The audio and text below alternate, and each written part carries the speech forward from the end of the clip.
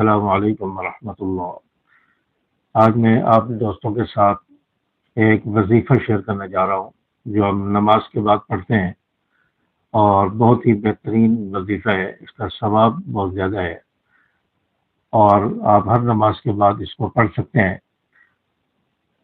حضرت ابو ہریرہ رضی اللہ تعالیٰ عنہ سے روایت ہے کہ رسول اللہ صلی اللہ علیہ وسلم نے ارشاد فرمایا کہ جو شخص ہر فرض نماز کے بعد 33 مرتبہ سبحان اللہ، 33 مرتبہ الحمدللہ، 33 مرتبہ اللہ اکبر پڑھے، یعنی 33 مرتبہ سبحان اللہ، 33 مرتبہ الحمدللہ، 33 مرتبہ اللہ اکبر پڑھے، تو یہ کتنا عدد ہو گیا؟ 33 مرتبہ سبحان اللہ، 33 مرتبہ الحمدللہ اور 33 مرتبہ اللہ اکبر، تو یہ 99 مرتبہ ہو گیا، 99 مرتبہ ہو گیا۔ اب 100 کے عدد کو پورا کرنے کے لیے فرمایا کہ ایک مرتبہ لا الہ الا اللہ وحدہ لا شریک لہ لہ الملک ولہ الحمد وہو علی کل شیء قدیر، اس کو پڑھ لے۔ لا الہ الا اللہ وحدہ لا شریک لہ لہ الملک ولہ الحمد وہو علی کل شیء قدیر، یہ چوتھے کلمے کے الفاظ ہیں، کلمات ہیں۔ ایک مرتبہ اس کو پڑھ لے اور 100 کا عدد پورا کرے۔ حدیث پاک میں آتے ہیں کہ اللہ تبارک و تعالیٰ اس کے پڑھنے سے اس انسان کے تمام گناہوں کو معاف فرما دیں گے، اگرچہ سمندر کی جھاگ کے برابر ہی کیوں نہ ہو۔ سمندر کی جھاگ کے برابر بھی اگر گناہ ہوں گے تو اللہ تعالیٰ تمام گناہوں کو معاف فرما دیں گے، تو اتنی زیادہ اس کی فضیلت ہے۔ تو ہر فرض نماز کے بعد اس کو پڑھ لیا جائے، 33 مرتبہ سبحان اللہ، 33 مرتبہ الحمدللہ، 33 مرتبہ اللہ اکبر اور ایک مرتبہ لا الہ الا اللہ وحدہ لا شریک لہ لہ الملک ولہ الحمد وہو علی کل شیء قدیر، اس کو پڑھ لیا جائے تو اس کا بہت زیادہ ثواب ہے، اور سمندر کی جھاگ کے برابر بھی گناہ ہوں گے تو اللہ تعالیٰ ان گناہوں کو معاف فرما دیں گے۔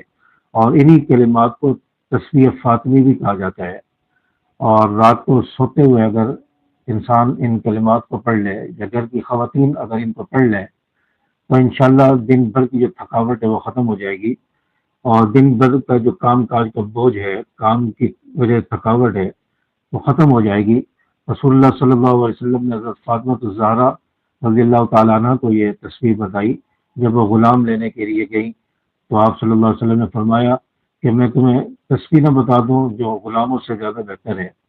تو آپ صلی اللہ علیہ وسلم نے حضرت فاطمہ الزہرا رضی اللہ تعالیٰ عنہ کو یہی تصویر بتائی اور فرمایا کہ اس کو رات کو سوتے ہوئے پڑھ لیا کرو تو آپ کے کام آسان ہو جائیں گے، آپ کی تھکاوٹ ختم ہو جائے گی اور کام کا بوجھ آپ سے ہٹ جائے گا۔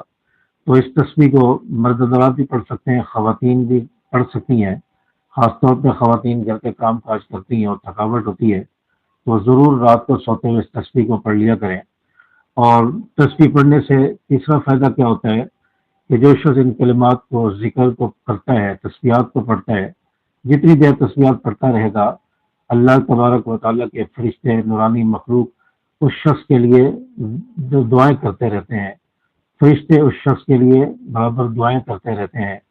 تو یہ تسبیحات پڑھنے میں، ذکر کرنے میں 2-3 منٹ 4 منٹ لگیں گے، تو ہر نماز کے بعد ہم ذکر کر لیں، تسبیحات پڑھ لیں۔ تو یہ پڑھنی کس وقت ہے؟ آپ دن میں کسی بھی وقت پڑھ سکتے ہیں، یا خواتین تو پڑھ سکتی ہیں، اور فرض نماز کے بعد بھی آپ پڑھ سکتے ہیں، اور مکمل نماز پڑھنے کے بعد بھی آپ اس کو پڑھ سکتے ہیں۔ تو مکمل نماز پڑھنے کے بعد تسبیحات کو پڑھا جائے، اس ذکر کو کیا جائے، تو انشاءاللہ اس سے بہت زیادہ فائدہ ہوگا۔ امید ہے کہ میری بات آپ کو سمجھ آئی ہوگی۔ ویڈیو کو لائک اور شیئر ضرور کر دیں۔ السلام علیکم ورحمۃ اللہ۔